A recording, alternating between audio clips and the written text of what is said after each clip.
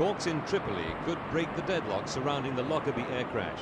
Pan Am Flight 103 was blown out of the sky in 1988, killing 270 people. Colonel Gadhafi has always refused to extradite 2 Libyans implicated in the bombing, arguing that they could not get a fair trial in the United States or Britain.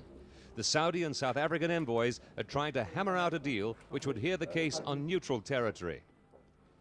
Libya, in turn, is keen to see an end to economic sanctions imposed when it refused to hand over the men. Saudi Arabia's Prince Bandar is hopeful about a deal.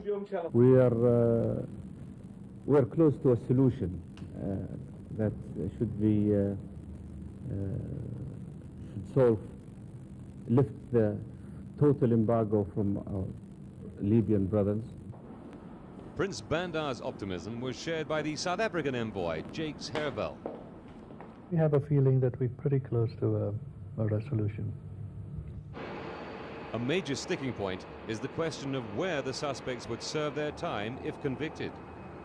Libya wants them to return to a jail in their own country. Meanwhile, the British Foreign Secretary has visited the site in the Netherlands which has been chosen for the trial. Robin Cook was guided around Camp Zeist, a former US airbase. He had this message for Colonel Gadhafi. I would appeal to the Libyan authorities to hand over the 2 suspects so that trial can begin. There is no hidden agenda. This is only about seeing justice is done. And it will be a fair trial under full Scottish rules of procedure. And if these 2 suspects are innocent, they have nothing to fear from the trial. To house the Libyan defendants, cells will be converted in this Cold War military hospital.